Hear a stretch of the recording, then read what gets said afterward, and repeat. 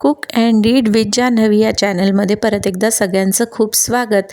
आज मी दाखवणार आहे पंचामृताची रेसिपी।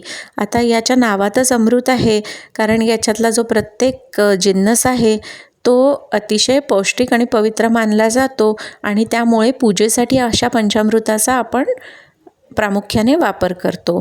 सत्यनारायणाची पूजा श्रावण महिन्यात भरपूर प्रमाणात होते आणि सध्या श्रावण महिना चालू आहे, त्यावेळेला आपण हे पंचामृत आवर्जून वापरतो।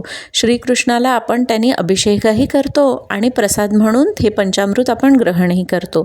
तर असं हे पंचामृत ज्याच्यामध्ये अर्धा वाटी दूध घेतलेलं आहे, त्यापेक्षा कमी थोडंसं दही घेतलं आहे, 1 टेबलस्पून साखरेचा वापर केलेला आहे, अर्धा टेबलस्पून तूप वापरलं आहे आणि त्याच्याही पेक्षा कमी मधाचा वापर केला आहे।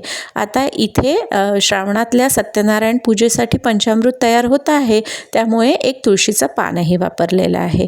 तर असं हे पंचामृत, याच्यामध्ये आपण दूध आणि दही पहिले छान एकत्र करून घेऊ। दह्यामध्ये जे काही लम्स असतील ते आपण काढून घेतो आणि त्याला छान मिक्स करून घेतो आणि त्याच्यानंतर मग त्याच्यामध्ये उरलेल्या वस्तू घालतो, जसं की साखर, तूप आणि सगळ्यात शेवटी मध।